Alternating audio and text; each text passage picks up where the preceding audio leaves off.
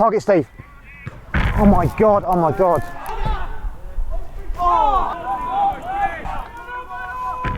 Oh my God, Steve.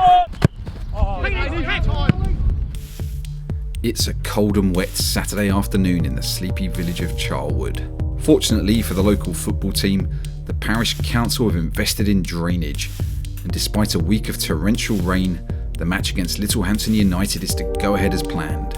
This means Charlwood manager Peter Barkley once again gets to partake in a weekly battle with a knotted rope. Oh no! This is the thing I worry about all week. This is why I can't sleep at nights.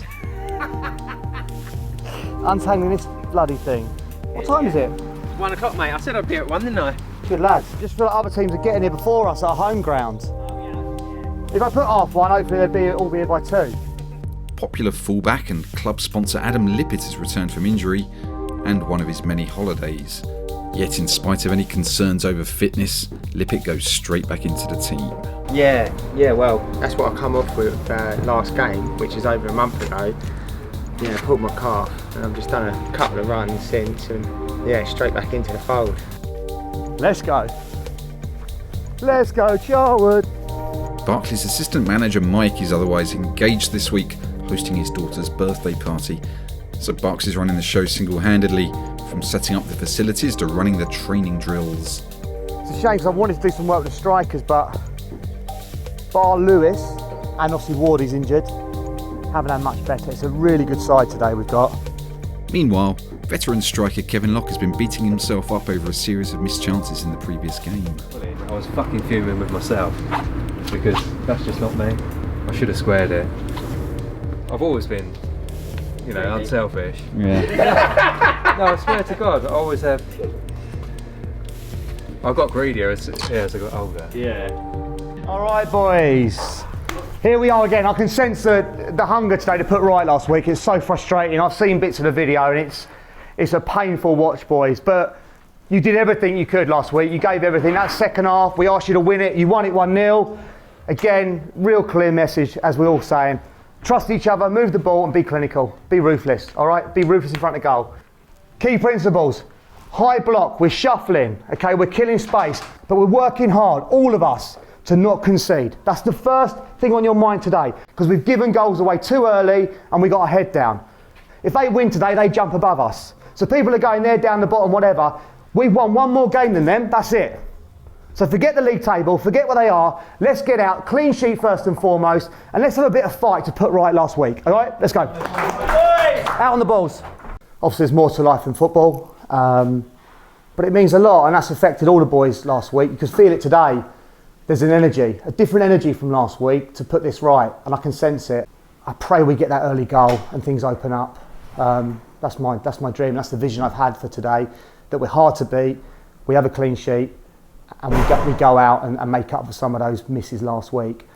That could all change if we concede in the first 5. I found out this week, there's a group of kids in my school and they're called YCs. We've got 40 YCs in our school, and I was like, what's that? Never heard of it. Young carers. So these kids before school have to look after disabled parent, kid, make them dinner, work hard before they even get to school. We all have to go above and beyond, and I'm asking you now today for each other to do that little bit more. And let's be ruthless all over the park and get back in here knowing that poison, that pain, that flatness and that frustration from last week has totally gone. Okay, because we're going to take it out on them. Let's go. On the balls, boys out there, have a good ping around. Have another little stretch if you need to. Lucky, all full of feet. Great ball. Unlucky. Wider, Josh. A new rule introduced last season means that any touch from the referee will lead to a drop ball. It seems this referee didn't get that memo. Ref, you killed us there. Charlwood brush the scare aside and get back to doing what they do best, hitting the woodwork. Top scorer Stephen Payne in particular seems to be obsessed with the post. Target Steve. Oh my God, oh my God. Good football. Even by his standards, hitting the post 3 times in the first half seems a bit excessive. Oh my God, Steve.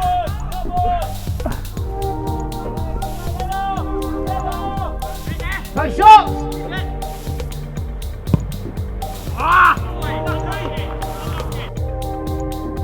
Littlehampton occasionally threaten, but it's not long before young winger Justin Ford finds himself in a position to poke the ball past the away goalkeeper and give Charlwood a deserved lead.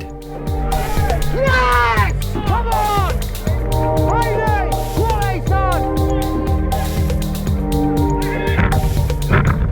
Hey! We're still hard to beat! Don't take that pressure off! First and foremost, 1 to 11! Hard to beat! Wow, he's done ever so well there. Danny Hand's near miss reminds Charlwood their lead is slim. Man on now. Keep it, Bailey, keep it, Bailey. Lift it, time! Go on, Pullen, go on, Pullen. Get in. Yes! What a goal, boys! Great football! A sweeping move from front to back, driven on by captain Stephen Payne, ends with Adam Lippett's deep cross and an inch-perfect header from Adam Pullen. That's a great move. As far as you can. Great throw. In the back! It's nearly 3, but Justin Ford's clean strike hits the legs of club finemaster Tom Tennant. My God, that... It remains to be seen what he will find himself with this aberration. Love that, Aaron! Target, Steve. Another Stephen Payne chance fails to hit the net. Littlehampton respond by kicking him, as if emotional turmoil did not provide enough pain. Hey! Stats up! Get hold of that! Well done, Wall. Have ball! Oh, what a save! So every team is so clean, like striking the ball right. You know, it's like they're zinging in the corners. A fine save from keeper Zach Rice preserves Charlwood's 2-goal lead, as does a poor decision from the linesman. The referee eventually overrules, but Charlwood's 3rd goal is still chalked off, and they lead 2-0 at half-time. Oh my, get the other lino back! This one can't see! They're going to turn it into a proper non-league scrap now. So what do? Well, for 5 minutes, we weather the storm, because they're coming out guns blazing. So for 5 minutes, we kill the game. Murphs, Lips, just keep turning them. Keep turning them. Just keep turning them for 5 minutes. And then, when the game's stretched, we pass. We play. We let them hound. Because you can have all the anger and frustration you want, but if you can't get near us, then it's no good to you. That's got rid of 50% of last week for me. Not fully 100%. There's still pain from last week, being in here flat. That's 50% gone. There's still 50% to take out on them. It's a travesty if we let them back in. An absolute travesty. So get after them from the start. Kill their enthusiasm 5 minutes. By all accounts, one of the Littlehampton players mercilessly mocked Charlwood for having parked benches instead of dugouts.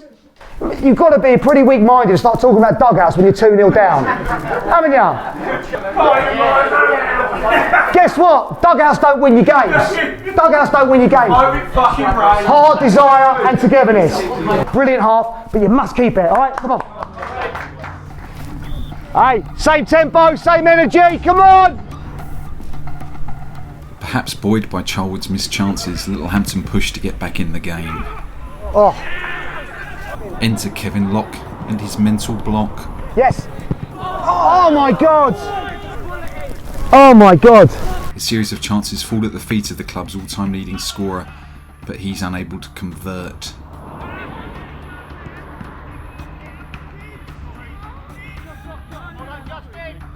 The third in a series of chances in particular, despite this goalkeeper's extremely balletic footwork, somehow leads to a clearance off the line. Hurts, header.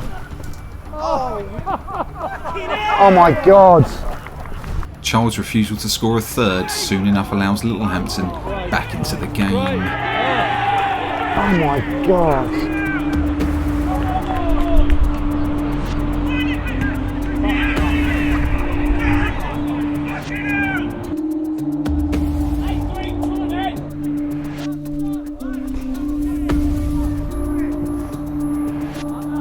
Jesus.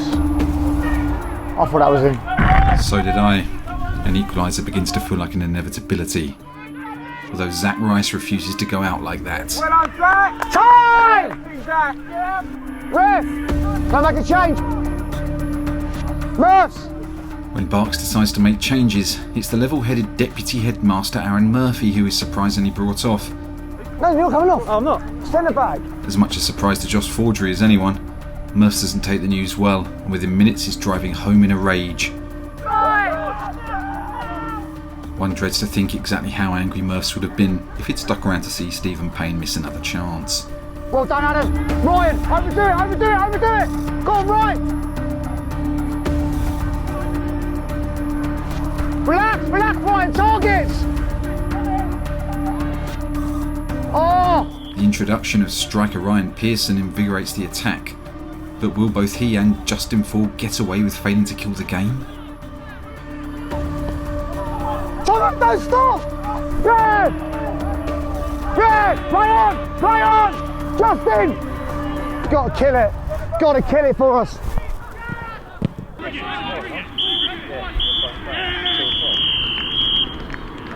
Well done, Gaffer. Well done, mate. You know, we do, I don't know what to say. You know, when we get those in the first 10, we've got to. We've got to. There's going to be a cup final hopefully this year. There's going to be some big games where you only get 4 or 5 of them in a game. And we've just got to take care of them, all right? But you battled. There was togetherness. There's a real culture shift. I don't know if you can feel it, but putting stuff away, getting stuff out. There's a real culture shift occurring where we're holding each other to standards. And that's what we have to do every week. I asked you to fight for everything out there and you did. You did. That's a big, big 3 points, all right? I know it feels, I don't know, a little flat because it was hard work, whatever now. But don't get yourself down about anything there. You all had to fight for everything they gave us. Every team, they're down the bottom, by the way. So every team in this league is going to fight for everything. But we're going to own October. That's 1. That's 1. We're away to Surrey next week. That's 2. And that will give us a springboard into TD Shipley. And we owe them. October's ours, boys. And it started today. So big 3 points. Get in there! Everyone, boys. MOM, Ben Herdman. Superb herds. Again. Called it in the programme, didn't you? Well, hard work as normal. Couldn't finish our chances, but this standard, all the teams seem to be pretty good, to be honest. Not good, but just battle for every point. It's weird football because at the moment they're a bit flat, and sometimes these results sink in the next day. And I always think, in the heat of the moment, there's a mixed bag of emotions. Right, some of them have played well, some are disappointed. The second half was a struggle, but I think tomorrow, when they see, hopefully the league table looks a bit better for us today. Yeah, I was disappointed about not having a clean sheet, but it is what it is, isn't it? No, that one weren't my fault, mate, no. Well, I hope not, anyway. I just think we're in a spell, you know, and it's like if you said, oh, I've seen how many red cards can you see, and then you spot 1 million red cards or something. We're just in that spell of focusing on how many we're missing. You can feel it towards the end when we're 2-1, they're on the attack. And you think, oh, come on, put 1 more in, the game's dead. But yeah. Do you get annoyed? A little bit, yeah, because I know if I make a mistake, that's it, we're in trouble.